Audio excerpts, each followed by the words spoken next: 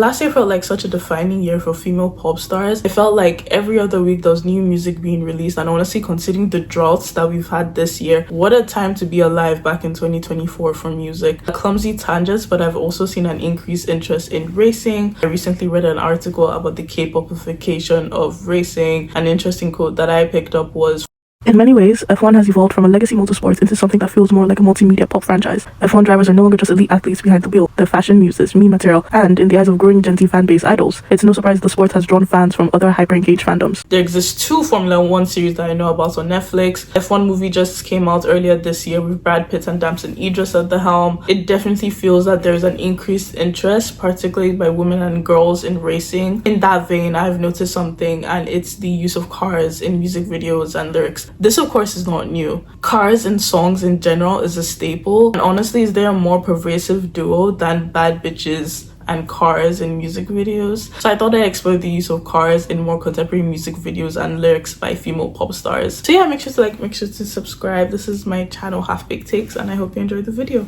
I think before we start with pop stars and cars, we have to go back to women and cars and the language and imagery used in advertising, because at the end of the day, these pop stars are brands. They're selling you something, whether it's the music, whether it's tickets, whether it's merchandise, or full-on products and sponsorships. So let's talk about the relationship between women and cars in media historically. So the Victorian thinking that prevailed was that women were frail, weak, and really shouldn't be doing anything that would take them out of the private home and distract them from their duties as mothers and as homemakers. However, with the advent of electric vehicles, the conversation shifted from women shouldn't really be driving to, you know what, the car can be a useful tool to fulfill domestic tasks that wouldn't necessarily clash with the more desirable feminine traits. Women can go shopping for the house, they can make social calls. An article called "The Electric, the Modern Baby Carriage." Initially, women were nudged away from gasoline cars as they were seen as too powerful, complicated, fast, dirty, and they were pushed towards electric cars because they were seen as clean,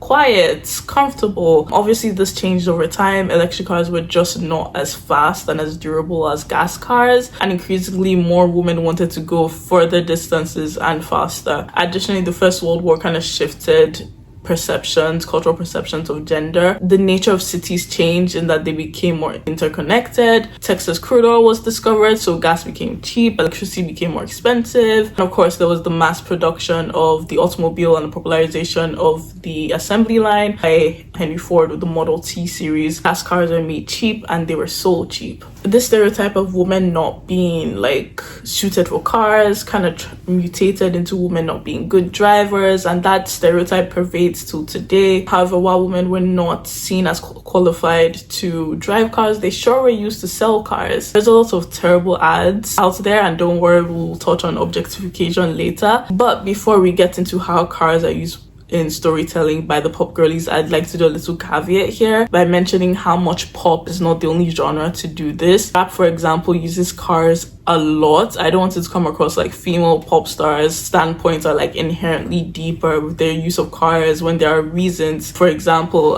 systematic inequality of wealth and celebration of acquiring wealth and making it out, which could add to context as to why Black rappers specifically use signifiers like cars in their storytelling. Moreover, of course, there's the fact that driving is heavily policed while being Black, and I think that adds another layer of storytelling in rap. That isn't to say the genre is without its misogyny, but no genre, including pop, is without misogyny, and moreover, female rappers exist. So I would go as far as to say is that all the themes that I mentioned here in this video are applicable to female rappers, and then you can also include the added systematic reasons for utilizing cars in their storytelling. So yes, I definitely wanted to include that caveat. I'm sure a better, more knowledgeable person than me could break down female rappers and their use of cars in their storytelling. I'm just a bigger pop music listener than I am a rap music listener. Theme 1, money.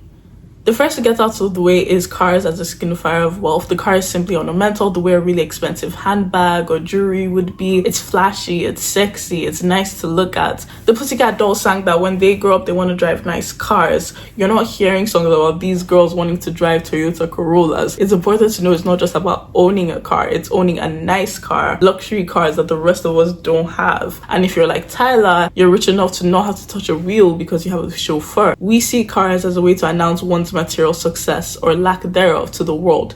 They are status conferring objects that serve as indicators of social and economic worth, as well as key markers of identity. There's a level of ambition for stardom being explored, and not just being successful, but wealthy and reaping the material benefits of that. Britney said, "You want a Bugatti? You want a Lamborghini?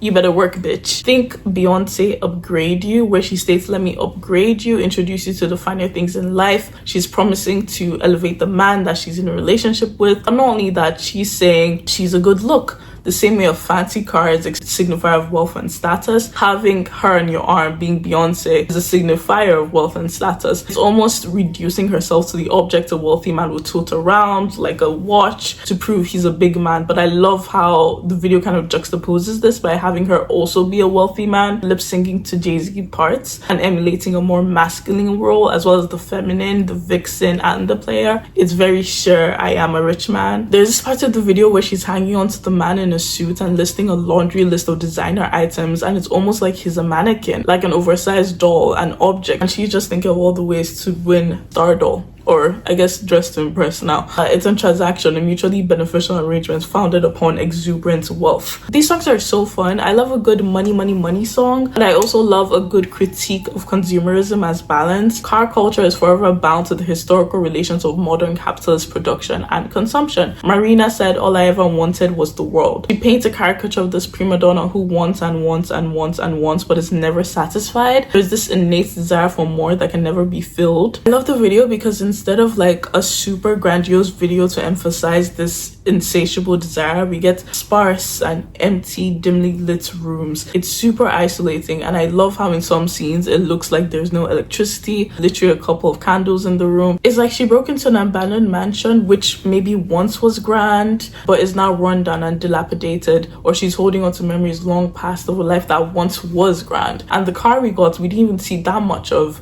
We saw her in the back seat and in a car wash, and I thought it was super interesting that like perhaps the most obvious signifier of wealth that she could have portrayed in her music video, which was the car. We didn't really see it. We didn't really see the exterior. We just saw her in the back of the car. It was shot in black and white. You could hardly see the exterior.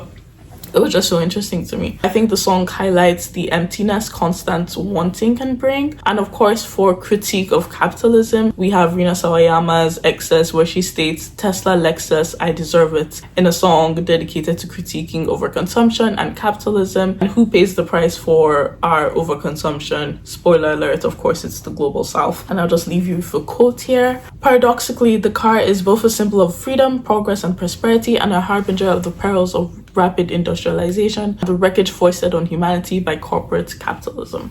Theme 2, objectification. Have you ever watched Transformers? I'm telling you, it links, okay?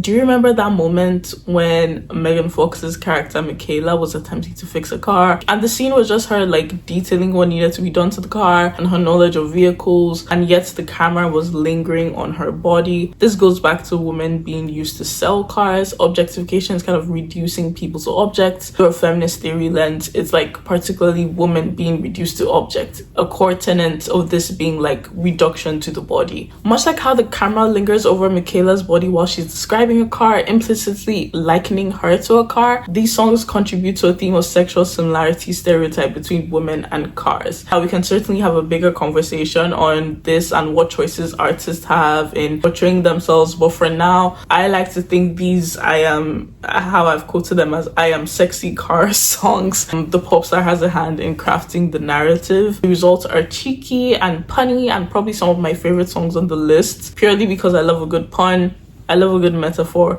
I love a good simile. Tyla recently in her song Push to Start says of the chemistry between her and her paramour that it's automatic, going 0 to 100. While this leans more to the relationship side, I definitely think there's, play on objectification as well. There's pushing on my buttons with no hesitation, gas me up, give me motivation.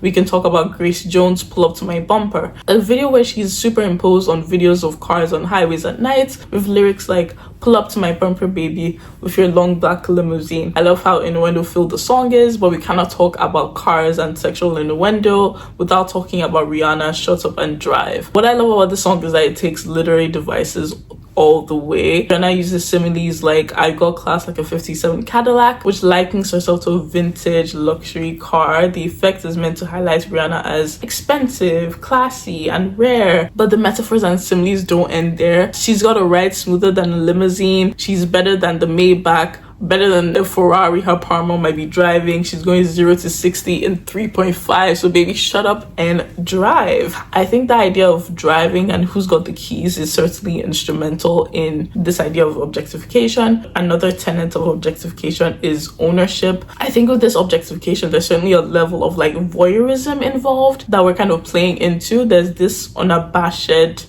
ogling and appreciation of the female form like you would a car. The music video out by Tate McRae for the F1 movie is a great example of this. With images of cars interposed between images of her. It's not just the pop star is a sexy girl to look at. She's a sexy car.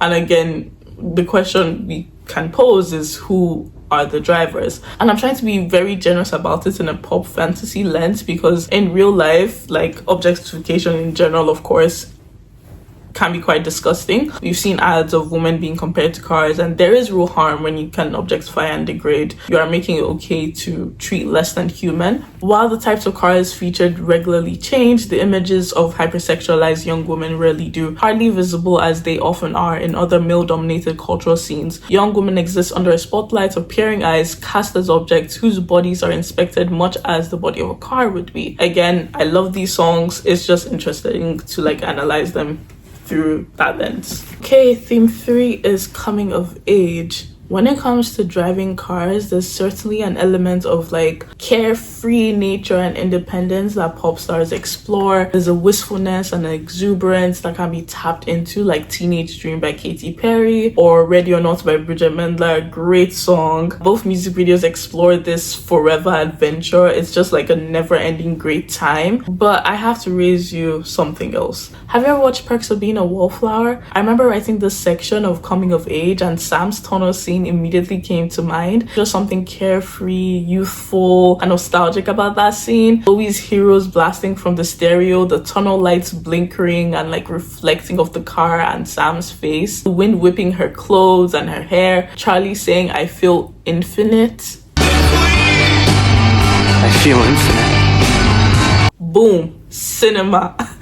Absolute cinema. The movie scene itself is such a core memory. The way I'm sure if I ever felt something as beautiful as that, it would stick with me. But the more I thought about the movie, the more I thought about the second tunnel scene, the scene with Charlie and his monologue. Honestly, it brings a tear to my eye every time I like rewatch that scene. I watched this movie maybe when I was around 13 or so, and I remember thinking, this movie gets it. The shyness, being introverted, the social anxiety, the awkwardness. The movie depicts trauma, mental health, and of course coming of age. And it reminded me of how, you know, there's such a tendency to romanticize youth. But ain't she romantic about youth? Lorde sang of fleeting youth and memories long past. She said it's not enough to feel the lack. I want it back, I want it back. But do you really? Like Charlie in Perk said, there are people who forget what it's like to be 16 when they turn 17. So this whole looking back with like rose tinted glasses, it's like, are you sure? Are you sure? And I wanted to talk about coming of age in the scary, uncertain ways. I'm interested in exploring the sense of freedom and the horrors that come with it. Getting a driver's license is a milestone in American cultural life, carrying significance not only for parents and youth, but also for the culture at large. It is one of the few widely shared rites of passage that signifies one's becoming an adult. I think this quote is so interesting when you look at it from the lens of a pop star. It's like having all this money, all this access and excess, but still just being a girl.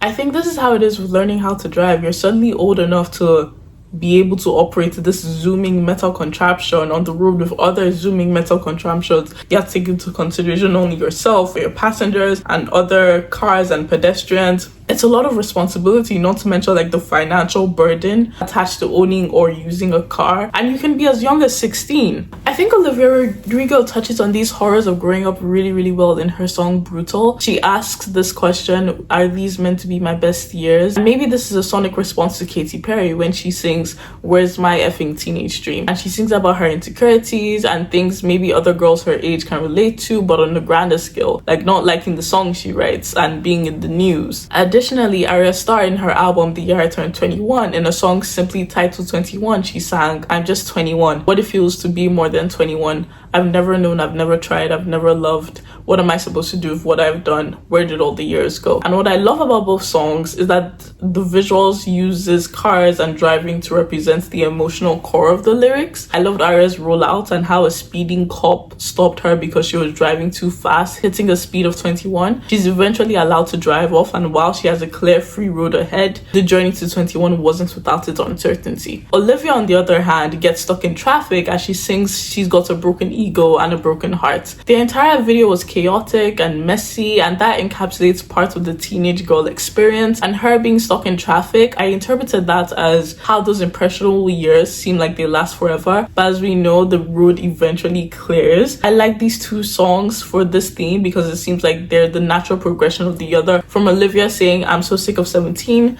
to Arya Starr singing I'm so sick of 21. At the end of the day, they're just girls, okay? You know, super successful girls for sure, but success doesn't guarantee you get to escape the trappings of girlhood and the messy, uncertain parts of coming of age. And once you emerge out of that, these will all be stories one day, and these pictures will become old photographs and Oh, you're not a sad story.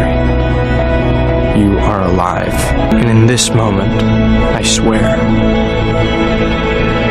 we are infinite. oh my god. I think this is theme 4, Freedom and Rebellion. Tracy Chapman had a bit of a renaissance with Fast Car in 2023, and for good reason. The lyrics are cinematic and immersive. They detail Tracy making plans to leave town with a lover. I love how the lyrics start with, you got a fast car, I want a ticket to anywhere. There's this idea of desperation and dreams. It's just so delicious and so well done. Whether it's bursting out of prison like Beyonce and Gaga, or choosing to leave an ex like Chloe Bailey did in Boy Bye, a car is literally your means of transportation, your way of getting from point A to point B, and it could very well be your ticket out of whatever situation you're in. The car, at least in the first instance, seemed to have liberated my mother. We made our getaway from our father in that old Chevy one cold winter night. Legal scholars have often noted that the driver's licenses and access to cars played a key role in the lives of abused women who were suddenly free to seek help. I use this excerpt to highlight how cars for women are literally a vehicle of escape, in this instance from patriarchal violence. We could also explore how cars are used as an act of rebellion against social norms. In Beyonce's Formation, on the surface level, the lyrics point to a very good and catchy That Girl song. On further inspection of the lyrics and video, we get an unapologetic embracing of black womanhood with lyrics like I love my Negro nose and my Jackson 5 nostrils. The album as a whole was an exposure of the violent workings of white supremacy, a display of pride in her African heritage, and a subversion of patriarchal power.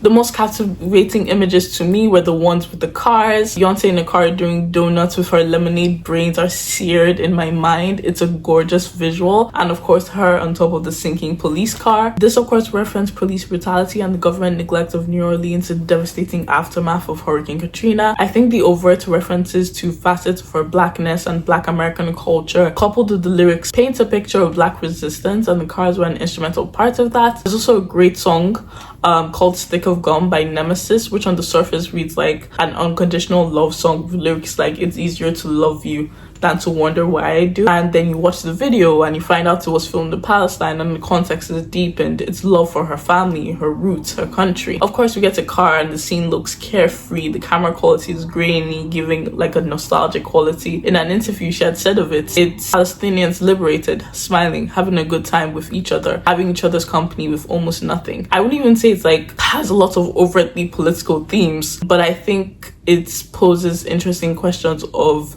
is marginalized existence inherently political? Is joy radical? Another song I had to put on here was MIA's Bad Girls. I had originally planned to record this section but kept seeing conflicting opinions on whether the song and music video were progressive or whether they were stereotypical, but I think I still want to touch on it for two reasons. Firstly, I try not to fall into the moral panic trap of like, oh my gosh, look at how this non-Western society treats inserts marginalized group, when it's like, well, not too long ago, and I would argue even presently, women and other marginalized groups aren't treated well in Western societies. So I try not to like fall into the pit of that, especially as I literally just discussed earlier how also in Western American society, women were seen as unfit to drive cars. Secondly, I still think in any context, Bad Girls, the title of the song, is still rebellious. I would argue since girls are socialized to be good and quiet and well behaved, a bad girl is almost oxymoronic. She said, live fast, die young, bad girls do it well. Break all the rules, live how you want, bad girls do it well. And I mean, the video is absolutely incredible. Her and the director Romain got inspiration from the Saudi car drifter scene, and I think for me that's what makes it stand out from the deluge of, or from, you know, the discourse of, oh, is it revolutionary or is it stereotypical? Like maybe it's one or the other, maybe it's both, maybe it's neither, but I think we can agree that it's a great looking video. Like it's so sick. It's probably one of my favorite videos on this list. So yeah, I think I definitely had to like come on here and include that. Regardless, both incredible videos that showcase themes of freedom and rebellion. The next thing is Danger and Trappings of Fame. I feel like everyone my age has a parent or relative that did not play about Princess Diana. She's the reason why people on Twitter call a different celebrity every other week the People's Princess. That is in reference to Diana. The nickname was originally given to her because of how kind she appeared to be. She famously said that she wanted to be the queen of people's hearts. She tragically died in a car crash involving paparazzi chasing her down. I love how Ray uses the car literally as a vehicle down a dark and dangerous path of self-destruction in her song Escapism. She sings, I'm back to the bar, to the Bentley, to the hotel, to my old ways. We've discussed how a car can be sexy and luxurious, but of course under the wrong circumstances, driving or being in a car can turn dangerous. Billie Eilish sang about the trappings of fame, how becoming famous young can afford her luxuries like cars and a house at 17, but can't afford privacy and safety that being unknown grants you. She muses about meeting boys, meeting friends, fleeting youth, and all the things that are muddied and exasperated by the dizzying effects of fast fame. The lines 30 under 30 for another year, I can barely go outside, I think I hate it here, are super evocative and juxtapose her career being taken to new heights with being miserable. They make the listener wonder how much of all of this success is even worth it if you can't go outside, if you can't enjoy it, if you're not safe, if you're being stalked. The music video shows her walking down a dark road, careening cars zooming past her. It's dizzying, it's fast, it's haunting, and it shows how much a whirlwind being famous so young can be. Lady Gaga plays with themes of celebrity in her music video for Paparazzi, where she's wheeled out of an almost hearse looking like limo. In the end, she's arrested and taken into a cop car for killing her boyfriend. The video kind of touched on the fickleness of fame, the relentlessness of paparazzi, who we know especially tormented female stars and celebrities in the early 2000s. But also maybe the idea of celebrity kind of courting a media frenzy. It actually reminded me of the movie musical Chicago and how Roxy did all she did for her 15 minutes and played up sensationalism just for people to be interested in the newest salacious pretty girl and dump Roxy like yesterday's news, literally.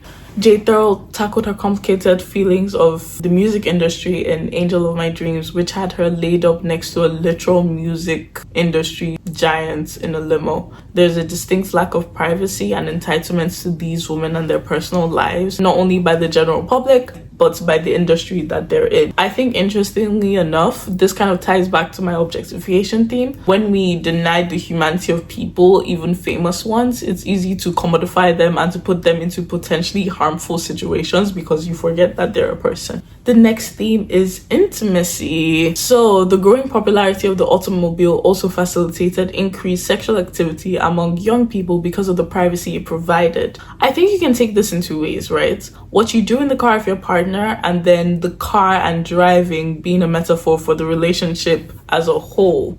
When it comes to the first, I like to think of cars and intimacy as a sliding scale between Beyonce's Bodyguard and Beyonce's Partition, okay? If you know just a little bit about Beyonce, she loves playing around with Bonnie and Clyde, undying devotion and loyalty, being on the run with her lover, forgetting about all the outside noise, who wants that perfect love story anyway. I'm related, but how crazy was that On the Run trailer? And if you remember at the end, it was like, oh, movie coming never. Fast forward to Renaissance and like now Cowboy Carter, and it's like visuals coming never. Like, how crazy? How crazy is that? But yeah, on one hand, it's super sweet and being dedicated to being a person's ride or die, a la, you know, Bodyguard or in Two Most Wanted. And on the other sliding side of the scale, the extreme side, we can go super raunchy. We can go Est que tu aimes le sexe, driver roll down the partition. I don't need you seeing Beyonce on her knees, super horny, super sexed up. Honestly, I could do a whole video on Beyonce and cars because that's a genre on its own. Chaperone in her song kind of puzzles about how relationship with someone could be casual when they're literally hitting sexual and emotionally intimate milestones. I've explored so sweet to so sexy, but you can also kind of get like the dizzying effects of a relationship. For example, Taylor Swift loves a bad driver. In Red, she likened loving your partner to driving a beautiful new Maserati, which are famously known to be very luxurious and incredibly fast cars. The relationship being uninhibited, fast, passionate, and ending as abruptly. Lyrics like remember when you hit the brakes too soon, 20 stitches in a hospital room, or he can't keep his wild eyes on the road. Those kind of lyrics highlight that there's an element of danger and perhaps a thrill from that. Because she's such a diaristic writer, the things she sings about could very well be her own experiences or experiences of the characters that she explores. So yes, it could be her partner is a bad driver, but also that driving and the car journey could be a metaphor for the relationship, and it could be both. It could be sexy, thrilling, fast, but also kind of scary. One of my fave, the car journey is the relationship metaphor, comes from Lizzie McAlpine. You may say ceilings. You may say ceilings. And Ceilings is a great song. It's a great for, you know, the delusional girls manufacturing intimacy where there wasn't or isn't anymore. There's a reason it blew up on TikTok. That verse specifically kind of revs up slowly before speeding up, and it's super cinematic and it's super immersive. It's a great song.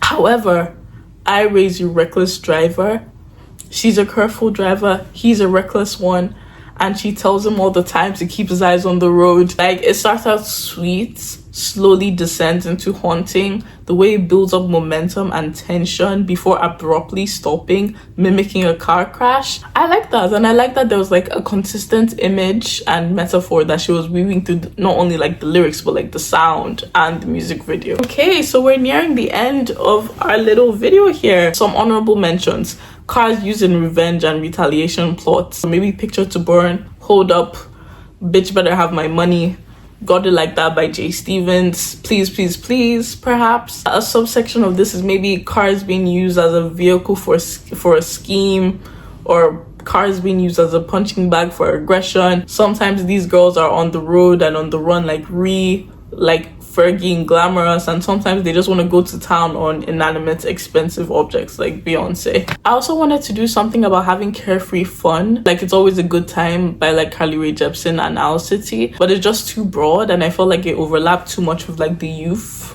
theme that I explored earlier. There was also a section here about Charlie XCX and cars, but I just couldn't like find the end of my point. I couldn't find the end of my paragraph. I couldn't wrap it up. But make no mistake, that's another person that could probably have their own video about them and their use of cars in their videos and in their lyrics. But yeah, thanks for listening. I love this video. I love pop culture, and on a personal level, it's probably taken me over a year to make this video. Don't ask me why. Don't ask me why. Don't ask me why. Don't ask me why. Procrastination is my middle name. That's why, actually. That's why. Yeah. I remember last year being like, I wrote this, and in the beginning when I was like, oh, last year was such a defining year for music, the original quote in there was actually, this year was such a good year for music. That was it, this year. But no, it's last year because now it's 2025. But yeah. it took such a long time, but I just needed it out there because I just it was just fun. It was just fun. It's just a fun premise. But yeah, it's been a great video, so I really hope you enjoyed it. Make sure to like, make sure to subscribe. I will leave you with this quote: women have always been at the heart of the automobile, be that as a muse, message, desire, owner, or object, and we still cause ripples across design, business, education, sales, strategy, and car culture indirectly. Here's to self-possession and to driving ourselves. And there you have it. Thank you so much. Make sure to like, make sure to subscribe. But yeah, that was my video.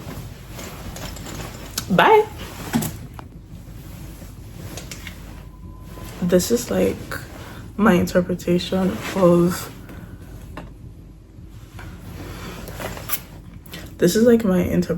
like racing. Like I'm in the pit crew, I'm finna be in the pits, but I don't know if it's giving that or confused biker lady who works at the call center. For me, it's giving like I'm on the crew, I'm like command, like they're talking to me and I'm telling, like I'm in control, you know what I mean? Like I'm there. I actually don't know. I don't know their positions. All I know is driver. All I know is driver and mechanic. All I know is driver and mechanic, but I know they be wearing this. I know they be wearing this. But yeah, get into it.